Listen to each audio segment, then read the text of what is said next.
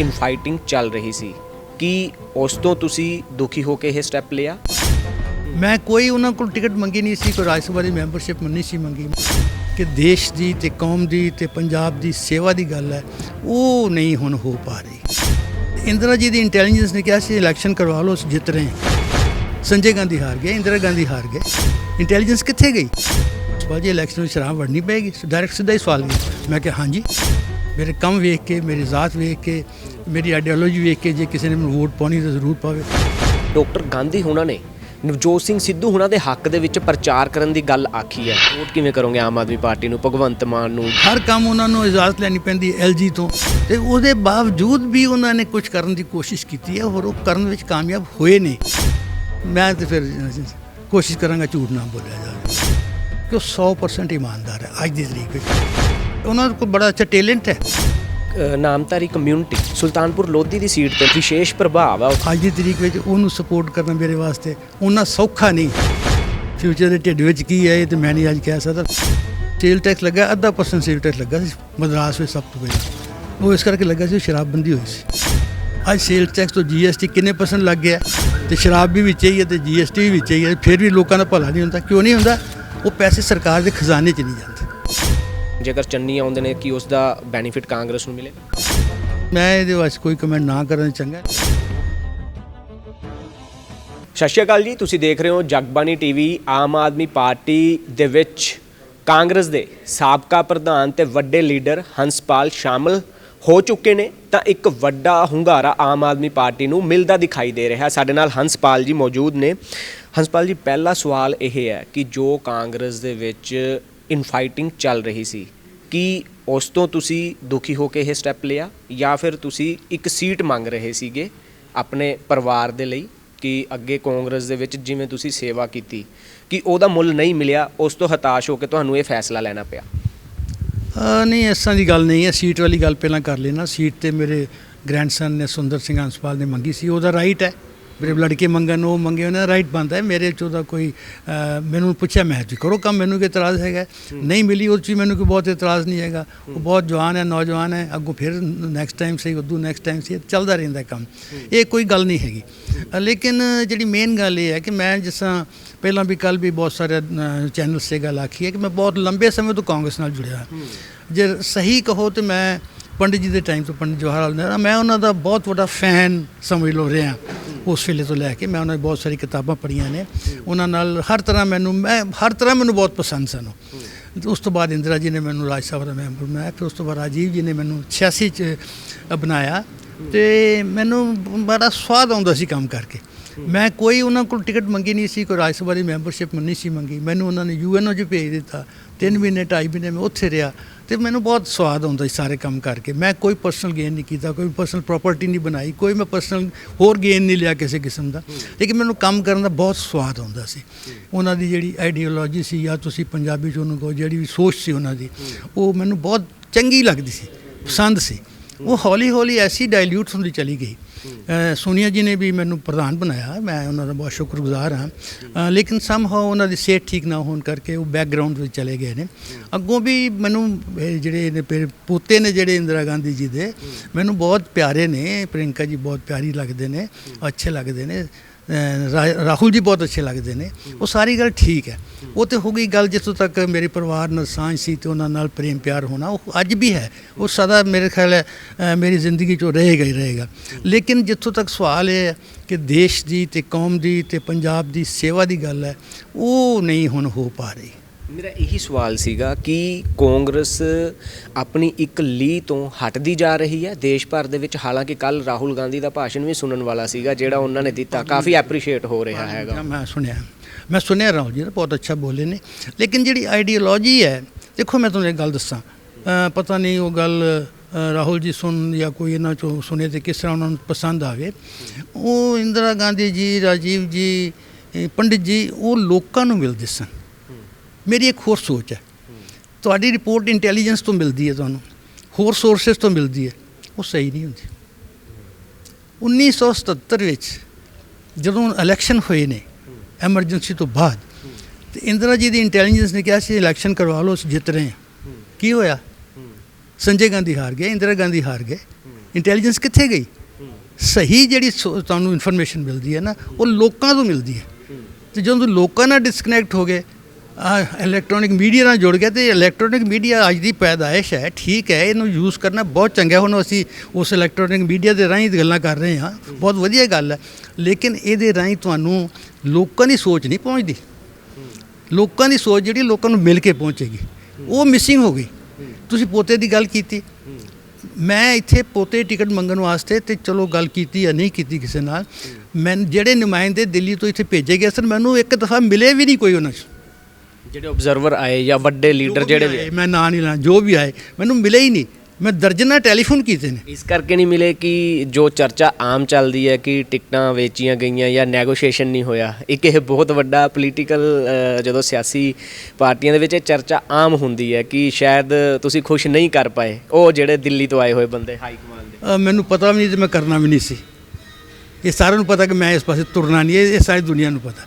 ਮੈਂ 1900 ਜਦੋਂ ਮੈਂ ਪ੍ਰਧਾਨ ਸਾਂ ਤੇ ਪਾਰਲੀਮੈਂਟ ਇਲੈਕਸ਼ਨ ਹੋਣੇ ਸਨ, ਮੈਂ ਇੱਕ ਦਫਾ ਕੋਸ਼ਿਸ਼ ਕੀਤੀ ਕਿ ਭਈ ਲੁਧਿਆਣੇ ਤੋਂ ਮੈਂ ਇਲੈਕਸ਼ਨ ਲੜਾਂ।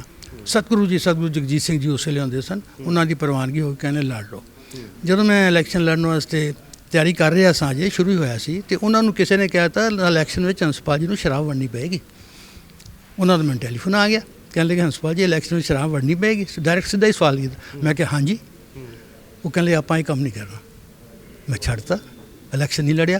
ਮੈਂ ਕੋਈ ਆ ਜਿਹੜਾ ਵੋਟਾਂ ਵਾਲਾ ਇਲੈਕਸ਼ਨ ਹੈ, ਮੈਂ ਕੋਈ ਨਹੀਂ ਲੜਿਆ, ਸਿਰਫ ਇਸ ਕਰਕੇ ਨਹੀਂ ਲੜਿਆ ਕਿ ਨਾ ਮੇਰੇ ਕੋਲ ਪੈਸੇ ਹੈਗੇ ਨੇ, ਨਾ ਹੋਣ ਵੀ ਤਾਂ ਮੈਂ ਵੰਡਣੇ ਨਹੀਂ, ਨਾ ਮੈਂ ਸ਼ਰਾਬ ਵੰਡਣੀ ਹੈ। ਮੇਰੇ ਕੋਲ ਸਿੱਧੀ ਗੱਲ ਹੈ ਕਿ ਜੇ ਕਿਸੇ ਨੇ ਮੇਰੇ ਕੰਮ ਵੇਖ ਕੇ, ਮੇਰੀ ਜ਼ਾਤ ਵੇਖ ਕੇ, ਮੇਰੀ ਆਈਡੀਓਲੋਜੀ ਵੇਖ ਕੇ ਜੇ ਕਿਸੇ ਨੇ ਮੈਨੂੰ ਵੋਟ ਪਾਉਣੀ ਤਾਂ ਜ਼ਰੂਰ ਪਾਵੇ। ਤੇ ਉਹ ਹੈ ਅੱਜ ਕੱਲ੍ਹ ਪੋਸੀਬਲ ਨਹੀਂ ਹੈ। ਅੱਜ ਦੀ ਤਰੀਕ ਵਿੱਚ ਤਾਂ ਇਹ ਹੈ ਕਿ ਪਹਿਲਾਂ ਪੈਸੇ ਇਕੱਠੇ ਕਰੋ, ਫਿਰ ਟਿਕਟ ਲਓ, ਫਿਰ ਇਲੈਕਸ਼ਨ ਲੜੋ। ਇਲੈਕਸ਼ਨ ਵਿੱਚ ਲੋਕਾਂ ਨੂੰ ਪੈਸੇ ਦੇ ਕੇ, ਵੋਟਾਂ ਖਰੀਦ ਕੇ, ਵੋਟ ਪਾ ਕੇ ਤੇ ਮੈਂਬਰ ਬਣ ਜਾਓ। ਮੈਂਬਰ ਬਣਨ ਤੋਂ ਬਾਅਦ ਜਿਹੜੇ ਪੈਸੇ ਖਰਚ ਕੀਤੇ ਨੇ ਉਹ ਪੂਰੇ ਕਰਨੇ ਨੇ। ਜੇ ਉਹ ਪੂਰੇ ਹੋ ਜਾਂਦੇ ਨੇ ਤੇ ਫਿਰ ਇਹ ਸੋਚਣਾ ਕਿ ਅਗਲੇ ਇਲੈਕਸ਼ਨ ਵਾਸਤੇ ਇਕੱਠੇ ਕਰ ਦਈਏ, ਤੇ ਲੋਕਾਂ ਵਾਸਤੇ ਕੰਮ ਕਦੋਂ ਕਰਨਾ। ਪ੍ਰਿੰਸੀਪਲ ਜੀ, ਇਹੀ ਸਵਾਲ ਹੈ ਮੇਰਾ। ਜਿਸ ਤਰੀਕੇ ਨਾਲ ਡਾਕਟਰ ਗਾਂਧੀ ਹੋਣਾ ਨੇ ਨਵਜੋਤ ਸਿੰਘ ਸਿੱਧੂ ਹੋਣਾ ਦੇ ਹੱਕ ਦੇ ਵਿੱਚ ਪ੍ਰਚਾਰ ਕਰਨ ਦੀ ਗੱਲ ਆਖੀ ਹੈ, ਤੇ ਇਹ ਵੀ ਕਿਹਾ ਜੋ ਚੰਗੇ ਕੈਂਡੀਡੇਟ ਉਹਨਾਂ ਨੂੰ ਲੱਗਦੇ ਨੇ ਉਹ ਪ੍ਰਚਾਰ ਕਰਨ ਲਈ ਉਹਨਾਂ ਦੇ ਹਲਕਿਆਂ 'ਚ ਜਾਣਗੇ।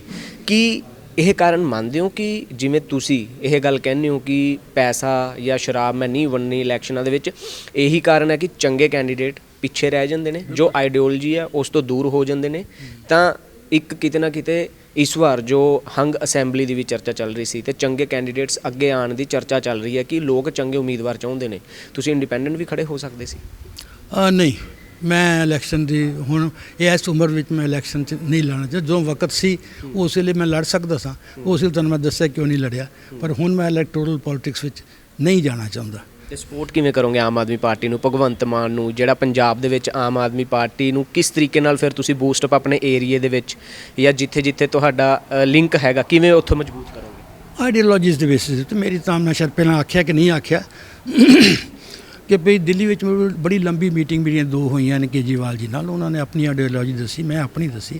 ਮੈਂ ਕਿਹਾ ਉਹ ਉਹਨਾਂ ਨੇ ਦਿੱਲੀ ਵਿੱਚ ਕੰਮ ਕੀਤਾ, ਦਿੱਲੀ ਵਿੱਚ ਉਹਨਾਂ ਨੇ ਵਾਕਈ ਕੰਮ ਕੀਤਾ। ਹਾਲਾਂਕਿ ਉੱਥੇ ਤੁਹਾਨੂੰ ਪਤਾ ਕਾਰਪੋਰੇਸ਼ਨ ਉਹਨਾਂ ਕੋਲ ਨਹੀਂ ਹੈਗੀ, ਜ਼ਮੀਨਾਂ ਦੇ DDA ਵਗੈਰਾ ਉਹਨਾਂ ਕੋਲ ਨਹੀਂ, ਪੁਲਿਸ ਉਹਨਾਂ ਕੋਲ ਨਹੀਂ ਹੈਗੀ, ਤੇ MCD ਵੀ ਨਹੀਂ ਹੈਗੀ, ਮਿਊਨਿਸਪਲ ਕਾਰਪੋਰੇਸ਼ਨ। ਤੇ ਉਹ ਹਰ ਕੰਮ ਉਹਨਾਂ ਨੂੰ ਇਜਾਜ਼ਤ ਲੈਣੀ ਪੈਂਦੀ LG ਤੋਂ।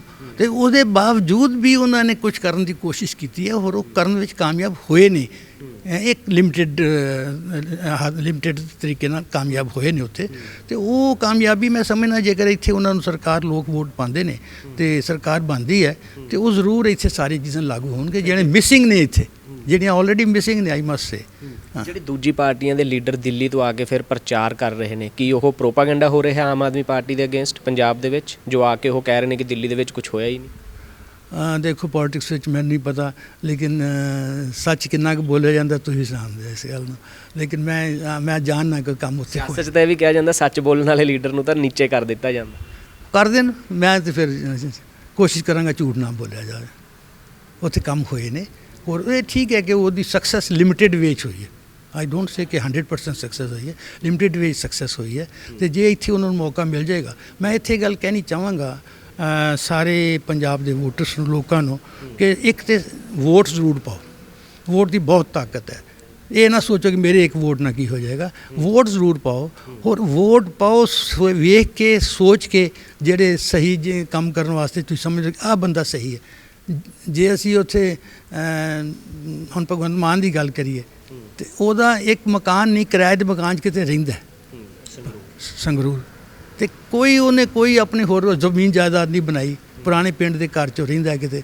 ਮੈਨੂੰ ਨਹੀਂ ਪਤਾ, ਮੈਂ ਗਿਆ ਨਹੀਂ ਉੱਥੇ, ਲੇਕਿਨ ਉਹ 10 ਦਿਨ ਉੱਥੇ ਰਹਿੰਦਾ। ਤੇ ਮੈਂ ਇਹ ਕਹਿ, ਮੈਨੂੰ 7-8 ਸਾਲ ਤੋਂ ਸੈਂਟਰਲ ਹਾਲ ਪਾਰਲੀਮੈਂਟ ਮਿਲਦਾ ਰਿਹਾ, ਮੇਰੀ ਉਹਨੂੰ ਬਹੁਤ ਗੱਲ ਹੁੰਦੀ ਰਹੀ ਹੈ। ਤੇ ਮੈਂ ਸਮਝਦਾ ਕਿ ਉਹ 100% ਇਮਾਨਦਾਰ ਹੈ ਅੱਜ ਦੀ ਤਰੀਕ ਵਿੱਚ। ਕੱਲ੍ਹ ਦਾ ਮੈਂ ਕੋਈ ਜ਼ੁੰਮਾ ਨਹੀਂ ਕਿਸੇ ਦਾ ਲੈ ਸਕਦਾ। ਤੇ ਉਹ ਜੇ ਆਏਗਾ ਤੇ ਉਹ ਜ਼ਰੂਰ ਪੰਜਾਬ ਦੇ ਲੋਕਾਂ ਵਾਸਤੇ ਕੰਮ ਕਰੇਗਾ। ਚਰਨਜੀਤ ਸਿੰਘ ਚੰਨੀ, ਨਵਜੋਤ ਸਿੰਘ ਸਿੱਧੂ ਜਾਂ ਹੋਰ ਲੀਡਰ ਇਹ ਇਮਾਨਦਾਰ ਨਹੀਂ ਹੈਗੇ? ਇਹਨਾਂ ਦੀ ਛਵੀ ਕਿਵੇਂ ਦੇਖਦੇ? ਤੁਸੀਂ ਤਾਂ ਵਿੱਚ ਰਹੇ ਹੋ। ਨਹੀਂ, ਮੈਂ ਹੁਣ ਕਿਸੇ ਨੂੰ ਇਹ ਕਹਾਂ ਕਿ ਇਮਾਨਦਾਰ ਨਹੀਂ, ਇੱਦਾਂ ਤਾਂ ਨਹੀਂ। ਹੁਣ ਜਿਸ ਤਰ੍ਹਾਂ 10 ਇੱਕ ਔਰਾ ਹੁੰਦਾ ਜੀ, ਜਿਵੇਂ ਨਵਜੋਤ ਸਿੰਘ ਸਿੱਧੂ ਦਾ ਔਰਾ ਬਣਿਆ ਹੋਇਆ, ਕਿਵੇਂ ਦੇਖਦੇ? ਜਿਵੇਂ ਤੁਸੀਂ ਦੱਸਿਆ ਕਿ ਭਗਵੰਤ ਮਾਨ ਨੂੰ ਤੁਸੀਂ ਮਿਲਦੇ ਰਹੇ ਹੋ, ਤੁਸੀਂ ਇੱਕ ਪਾਰਟੀ ਦੇ ਵਿੱਚ ਰਹੇ ਹੋ, ਉਹਨਾਂ ਨੂੰ ਵੀ ਤੁਸੀਂ ਦੇਖਿਆ ਹੈਗਾ। ਜੇ ਕੰਪੈਰੀਜ਼ਨ ਕਰਨਾ ਹੋਵੇ ਨਵਜੋਤ ਸਿੰਘ ਸਿੱਧੂ ਤੇ ਭਗਵੰਤ ਮਾਨ, ਤੁਸੀਂ ਕਿਹਾ ਕਿ ਭਗਵੰਤ ਮਾਨ ਇਮਾਨਦਾਰ ਨੇ, ਨਵਜੋਤ ਸਿੰਘ ਸਿੱਧੂ ਬਾਰੇ ਕੀ ਰਾਏ ਹੈਗੀ ਹੈ? ਨਵਜੋਤ ਸਿੰਘ ਸਿੱਧੂ ਵੀ ਬਹੁਤ ਅੱਛਾ ਆਦਮੀ ਹੈ, ਮੈਂ ਠੀਕ ਸਮਝਦਾ। ਜਿਹੜੇ ਇਸ਼ੂਜ਼ ਉਹ ਰੇਜ਼ ਕਰ ਰਿਹਾ ਉਹ ਬਹੁਤ ਅੱਛੇ ਨੇ, ਉਹ ਲੋਕਾਂ ਦੇ ਭਲੇ ਵਾਸਤੇ। ਲੇਕਿਨ ਕਾਂਗਰਸ 'ਚ ਰਹਿ ਕੇ ਉਹ ਇੰਪਲੀਮੈਂਟ ਹੋ ਸਕਣਗੇ ਜਾਂ ਨਹੀਂ ਹੋ ਸਕਣਗੇ, ਇਹ ਡਾਊਟਫੁਲ ਹੈ। ਇਹ ਕੈਪਟਨ ਅਮਰਿੰਦਰ ਸਿੰਘ ਵੀ ਬਿਆਨ ਦੇ ਗਏ ਸੀਗੇ ਜਦੋਂ ਛੱਡ ਕੇ ਗਏ ਕਿ ਮੈਂ ਤਾਂ ਸੋਨੀਆ ਗਾਂਧੀ ਨੂੰ ਕਹਿਤਾ ਸੀਗਾ, ਕਾਰਵਾਈ ਨਹੀਂ ਕਰਨ ਦਿੱਤੀ, ਚਾਹੇ ਉਹਦੇ ਵਿੱਚ ਚਰਨਜੀਤ ਸਿੰਘ ਚੰਨੀ ਉਹਨਾਂ ਦਾ ਨਾਮ ਲੈਂਦੇ ਨੇ ਜਾਂ ਬਾਕੀ ਕਈ MLA ਦਾ ਨਾਮ ਲੈਂਦੇ ਨੇ। ਉਹ ਠੀਕ ਹੀ ਕਹਿੰਦੇ ਹੋਣਗੇ, ਪਰ ਮੈਂ ਹੀ ਸਮਝਦਾ ਸਾਂ ਕਿ ਜੇ ਉਸ ਵੇਲੇ ਕੈਪਟਨ ਸਾਹਿਬ ਕਿਸੇ ਤਰ੍ਹਾਂ ਪੰਜਾਬੀ 'ਚ ਵਰਡ ਹੈਗਾ ਵਰਾ ਕੇ ਸਿੱਧੂ ਨੂੰ ਨਾਲ ਤੋਰ ਲੈਂਦੇ। ਉਹਨਾਂ ਕੋਲ ਬੜਾ ਅੱਛਾ ਟੈਲੈਂਟ ਹੈ ਕੈਪਟਨ ਸਾਹਿਬ ਕੋਲ, ਬਹੁਤ। ਤੁਸੀਂ ਉਹਨਾਂ ਨੂੰ ਪਤਾ ਨਹੀਂ ਕਦੀ ਮਿਲੇ ਹੋ ਕਿ ਨਹੀਂ ਮਿਲੇ। He is a very talented person, ਬਹੁਤ ਸਿਆਣੇ ਬੰਦੇ ਨੇ, ਸਮਝਦਾਰ ਲੇਕਿਨ ਇੱਥੇ ਖੁੰਝ ਗਏ ਨੇ। ਮੈਂ ਸਮਝਦਾ ਇੱਥੇ ਖੁੰਝ ਗਏ। ਜਦੋਂ ਸਿੱਧੂ ਆਇਆ ਸੀ ਉਹਨਾਂ ਕੋਲ ਕਿਸੇ ਤਰ੍ਹਾਂ ਹੀ ਵਰਾ ਕੇ ਤਾਂ ਉਹਨੂੰ ਨਾਲ ਤੋਰ ਲੈਂਦੇ, ਉਹਦਾ ਬੈਨੀਫਿਟ ਲੈਂਦੇ, ਉਹਦਾ ਫਾਇਦਾ ਵੀ ਲੈਂਦੇ, ਤੇ ਅੱਜ ਕਾਂਗਰਸ ਦੀ ਸਥਿਤੀ ਦੂਸਰੀ ਹੋਣੀ ਸੀ। ਸੋ ਨਹੀਂ ਹੋਇਆ ਤੇ ਅੱਜ ਤੁਹਾਡੇ ਸਾਹਮਣੇ ਜੋ ਕੁਝ ਹੋਇਆ, ਜੋ ਕੁਝ ਹੋ ਰਿਹਾ ਤੁਹਾਡੇ ਸਾਹਮਣੇ। ਇੱਕ ਅਹਿਮ ਸਵਾਲ ਹੈ ਤੁਹਾਡੇ ਤੋਂ, ਨਾਮਧਾਰੀ ਕਮਿਊਨਿਟੀ ਸੁਲਤਾਨਪੁਰ ਲੋਧੀ ਦੀ ਸੀਟ ਤੇ ਮੈਂ ਆਊਂਗਾ, ਵਿਸ਼ੇਸ਼ ਪ੍ਰਭਾਵ ਆ ਉੱਥੇ ਸੀਟ ਤੇ।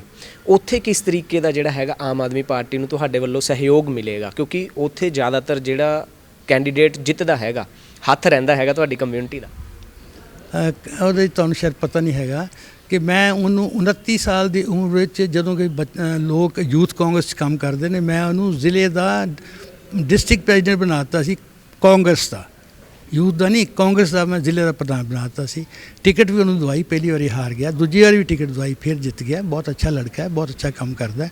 ਲੇਕਿਨ ਜਿੱਥੋਂ ਤੱਕ ਹੁਣ ਉਹ ਜਿਸ ਪਾਰਟੀ ਨਾਲ ਜੁੜਿਆ ਹੋਇਆ, ਉਸ ਪਾਰਟੀ ਦੀ ਆਈਡੀਓਲੋਜੀ ਜਦੋਂ ਮੈਨੂੰ ਪਸੰਦ ਨਹੀਂ, ਤੇ ਫਿਰ ਅੱਜ ਦੀ ਤਰੀਕ ਵਿੱਚ ਉਹਨੂੰ ਸਪੋਰਟ ਕਰਨਾ ਮੇਰੇ ਵਾਸਤੇ ਉਹਨਾਂ ਸੌਖਾ ਨਹੀਂ। ਹਾਲਾਂਕਿ ਮੈਂ ਚਾਹੁੰਦਾ। ਵੈਸੇ ਤੁਹਾਨੂੰ ਫੋਨ ਆ ਗਿਆ ਹੋਣਾ ਜੋ ਉੱਥੇ ਇੱਕ ਕਨਫਲਿਕਟ ਪੈਦਾ ਹੋ ਰਿਹਾ ਹੈ, ਤਾਂ ਤੁਸੀਂ ਕੋਸ਼ਿਸ਼ ਕਰ ਰਹੇ ਹੋ ਵੀ ਤੁਹਾਡਾ ਹੱਥ ਉਹਨਾਂ ਦੇ ਉੱਤੇ ਰਿਹਾ ਹੈ। ਮੈਂ ਸਾਫ਼ ਤੌਰ ਤੇ ਨਾਮ ਲਊਂਗਾ, ਚੀਮਾ ਸਾਹਿਬ ਕਿ ਇੱਧਰ ਆ ਸਕਦੇ ਨੇ ਆਉਣ ਵਾਲੇ ਟਾਈਮ ਦੇ ਵਿੱਚ? ਨਹੀਂ, ਚੀਮਾ ਸਾਹਿਬ ਕਾਂਗਰਸ ਦੀ ਪਾਰਟੀ ਟਿਕਟ 'ਤੇ ਲੜ ਰਹੇ ਨੇ, ਉਹ ਉੱਥੇ ਹੀ ਰਹਿਣਗੇ। ਮੈਂ ਉਹਨਾਂ ਨੂੰ ਆਖਾਂ ਫਿਊਚਰ ਦਾ, ਤਾਂ ਫਿਰ ਫਿਊਚਰ ਜਾਣਦਾ, ਫਿਊਚਰ ਦੇ ਢਿੱਡ ਵਿੱਚ ਕੀ ਹੈ ਇਹ ਤਾਂ ਮੈਂ ਨਹੀਂ ਅੱਜ ਕਹਿ ਸਕਦਾ। ਫਿਊਚਰ ਉਹ ਵੀ ਸੋਚਣਗੇ, ਮੈਂ ਵੀ ਸੋਚਾਂਗਾ, ਜਦੋਂ ਵਕਤ ਆਏਗਾ ਉਸ ਵੱਲ ਗੱਲ ਕਰਾਂਗੇ। ਲੇਕਿਨ ਮੈਂ ਉਹਦੇ ਬਹੁਤ ਵੱਡਾ ਹਮਦਰਦ ਰਿਹਾ, ਉਹਦੇ ਵਾਸਤੇ ਬਹੁਤ ਮਿਹਨਤ ਕੀਤੀ ਹੈ। ਆਈ ਵਿਸ਼ ਹਿਮ ਗੁੱਡ ਲੱਕ। ਲੇਕਿਨ ਹੁਣ ਜਿਸ ਮੈਂ ਪਾਰਟੀ 'ਚ ਹਾਂ ਅਤੇ ਨੈਚੁਰਲੀ ਉਸ ਪਾਰਟੀ ਦਾ ਕੰਮ ਮੈਨੂੰ ਕਰਨਾ ਹੀ ਪਏਗਾ। ਤੁਹਾਡੀ ਹੁਣ ਸਿਆਸਤ ਕੀ ਰਹੇਗੀ ਪੰਜਾਬ ਨੂੰ ਲੈ ਕੇ, ਆਮ ਆਦਮੀ ਪਾਰਟੀ ਨੂੰ ਲੈ ਕੇ? ਕਿਸ ਤਰੀਕੇ ਨਾਲ ਤੁਹਾਡਾ ਬਲੂਪ੍ਰਿੰਟ ਰਹੇਗਾ? ਕਿਸ ਲੈਵਲ ਤੇ ਜਿਹੜਾ ਹੈਗਾ ਤੁਸੀਂ ਕੰਮ ਕਰੋਗੇ ਆਮ ਆਦਮੀ ਪਾਰਟੀ ਦੇ ਵਿੱਚ? ਆਮ ਆਦਮੀ ਪਾਰਟੀ ਮੇਰਾ ਤੇ ਜਿਸ ਤਰ੍ਹਾਂ ਹੁੰਦਾ ਹੈ ਵੀ ਸਲਾਹ ਦੇਣ ਵਾਲਾ ਹੀ ਰਹੇਗਾ। ਮੈਂ ਕੋਈ ਉਸ ਤਰ੍ਹਾਂ ਨਹੀਂ ਬਣਨਾ ਕਿ ਮੈਂ ਕੋਈ ਪਾਰਟੀ ਦਾ ਅਹੁਦਾ ਲੈ ਕੇ ਤੇ ਫਿਰ ਉਹਦੇ ਮੁਤਾਬਕ ਸਾਰੇ ਕੰਮ। ਮੈਂ ਪਾਰਟੀ ਨਾਲ ਹਾਂ, ਜੋ ਮੈਨੂੰ ਜਿੱਥੇ ਯੂਜ਼ ਕਰਨੀ ਚਾਹੀਦੀ ਪਾਰਟੀ, ਕੇਜਰੀਵਾਲ ਜੀ ਖਾਸ ਤੌਰ 'ਤੇ, ਇਹ ਭਗਵੰਤ ਮਾਨ ਜਿੱਥੇ ਮੈਨੂੰ ਯੂਜ਼ ਕਰਨਾ ਚਾਹੁੰਗੇ ਮੈਂ ਉਹਦੇ ਵਾਸਤੇ ਤਿਆਰ ਹਾਂ।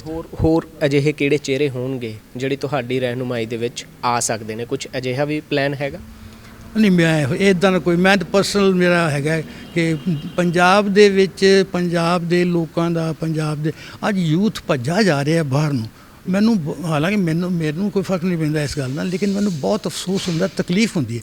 ਟੈਲੈਂਟ ਜਾ ਰਿਹਾ ਬਾਹਰ, ਜਿਸ ਕੌਮ ਦਾ ਨੌਜਵਾਨੀ ਨਾਂ ਰਹੇ ਨਾਲ, ਅਤੇ ਆਉਣ ਵਾਲੀ ਜਨਰੇਸ਼ਨ ਇੱਥੇ ਕੀ ਸਾਰੇ ਬੁੱਢੇ ਬੈਠੇ ਹੋਣਗੇ ਸਾਰੇ ਘਰਾਂ ਵਿੱਚ। ਪੰਜਾਬ ਦੀ ਤਰੱਕੀ ਕਿੱਥੋਂ ਹੋਏਗੀ? ਇੰਡਸਟਰੀ ਕੌਣ ਚਲਾਏਗਾ? ਮੇਰੀ ਉਮਰ ਦੇ ਲੋਕ ਜਾ ਕੇ ਚਲਾਉਣਗੇ। ਅਤੇ ਯੂਥ ਦੀ ਲੋੜ ਹੈ, ਅਸੀਂ ਕੰਮ ਨਹੀਂ ਦੇ ਸਕਦੇ। ਜਿਹੜੇ ਸਾਰੇ ਕੈਨੇਡਾ ਜਾਂ ਹੋਰ ਆਸਟ੍ਰੇਲੀਆ ਜਾਂ ਨਿਊਜ਼ੀਲੈਂਡ ਜਾਂ ਅਮਰੀਕਾ ਲੋਕ ਜਾ ਰਹੇ ਨੇ ਕੋਈ ਬਹੁਤ ਅੱਛੀ ਹਾਲਤ 'ਚ ਨਹੀਂ ਹੈਗੇ, ਜਾ ਕੇ ਬਹੁਤ ਮੈਨੂੰ ਮਤਲਬ ਲੇਬਰ ਕਰਦੇ ਨੇ, ਬਹੁਤੇ ਸਾਰੇ ਨਹੀਂ, ਬਹੁਤੇ ਲੇਬਰ ਕਰਦੇ ਨੇ, ਅਤੇ ਉਹ ਲੇਬਰ ਇੱਥੇ ਕੀਤੀ ਜਾ ਸਕਦੀ ਹੈ, ਇੱਥੇ ਕਿਉਂ ਨਹੀਂ ਕਰਦੇ? ਕਿਉਂਕਿ ਇੱਥੇ ਕੋਈ ਹੈ ਹੀ ਨਹੀਂ, ਓਪਨਿੰਗਸ ਹੀ ਨਹੀਂ ਹੈਗੀਆਂ, ਕੋਈ ਹੈ ਹੀ ਨਹੀਂ, ਜਗ੍ਹਾ ਹੀ ਨਹੀਂ। ਇੱਕ ਬੰਦਾ 22 ਸਾਲ ਦਾ ਹੋ ਗਿਆ, 20 ਸਾਲ ਦਾ ਹੋ ਗਿਆ, ਅਤੇ he needs to do some work. ਨਹੀਂ ਕੰਮ ਮਿਲਦਾ ਤਾਂ ਫਿਰ ਨਸ਼ੇ ਵਾਲੇ ਪਾਸੇ ਤੁਰ ਪੈਂਦੇ ਨੇ। ਕਿਤੇ ਕਿਸੇ ਯੂਥ ਨੇ ਕਿਸੇ ਪਾਸੇ ਤੁਰਨਾ ਹੀ ਹੈ, ਉਹ ਨਸ਼ੇ ਵਾਲੇ ਪਾਸੇ ਤੁਰ ਪੈਣਗੇ। ਕੀ ਹਾਲਤ ਹੋਈ ਪਈ ਹੈ ਇਸ ਵੇਲੇ ਪੰਜਾਬ ਦੀ? ਇਹ ਹੁਣ ਗੱਲ ਲੰਬੀ ਹੈ ਇਸ ਪਾਸੇ ਕਿ ਮਾਫੀਆਜ਼ ਕਿੱਦਾਂ ਬਣ ਗਏ।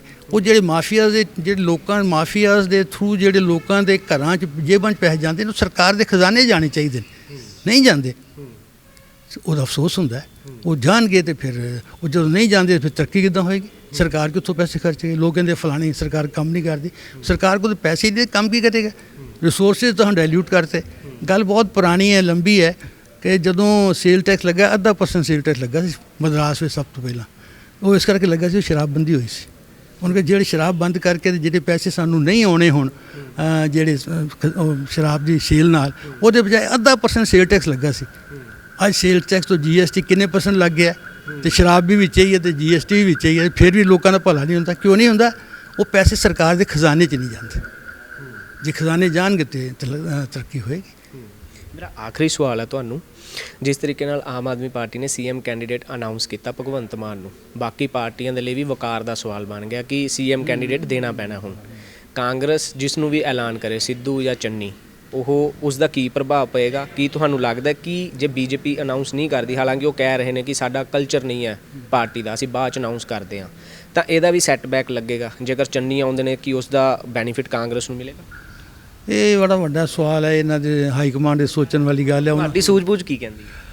ਮੇਰੀ ਸੂਝ-ਬੂਝ ਤੇ ਮੈਂ ਇਹਦੇ ਵਾਸਤੇ ਕੋਈ ਕਮੈਂਟ ਨਾ ਕਰਨਾ ਚੰਗਾ, ਲੇਕਿਨ ਯੈਸ, ਅਗਰ ਉਹ ਚਿਹਰਾ ਆ ਜਾਏ ਤਾਂ ਕੋਈ ਮਾੜੀ ਗੱਲ ਨਹੀਂ ਹੈਗੀ। ਚੰਗਾ ਚਿਹਰਾ ਕਿਹੜਾ? ਨਹੀਂ, ਇਹ ਮੈਂ ਹੁਣ ਇੱਥੇ ਨਹੀਂ ਕਮੈਂਟ ਕਰ, ਮੈਂ ਇੱਕ ਮੈਥੋਂ ਕਮੈਂਟ ਨਾ ਲਓ। ਚਿਹਰੇ ਸਾਰੇ ਚੰਗੇ ਨੇ, ਜਿਹਨੇ ਵੀ ਆਉਣਾ ਉਹ ਇਮਾਨਦਾਰੀ ਨਾਲ ਪੰਜਾਬ ਤੇ ਪੰਜਾਬ ਦੇ ਲੋਕਾਂ ਦੀ ਸੇਵਾ ਕਰਨ ਵਾਸਤੇ ਆਵੇ ਤਾਂ ਫਾਇਦਾ, ਵਰਨਾ ਤਾਂ ਫਿਰ ਜੋ ਹੋ ਰਿਹਾ ਤੁਹਾਡੇ ਸਾਹਮਣੇ ਹੀ ਹੈ, ਇਸੇ ਕਰਕੇ ਹੋ ਰਿਹਾ।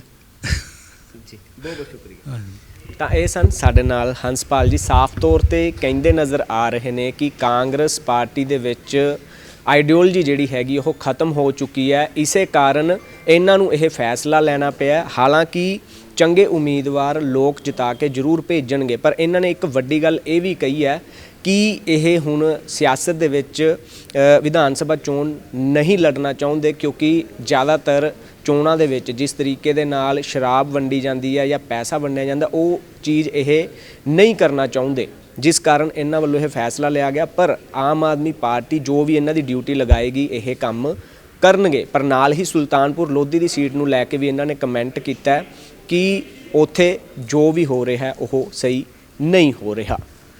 ਮੋਹਾਲੀ ਤੋਂ ਵੀਡੀਓ ਜਰਨਲਿਸਟ ਰਜਤ ਦੇ ਨਾਲ ਜਗਬਾਣੀ ਲਈ ਵਰੁਣ ਭੱਟ।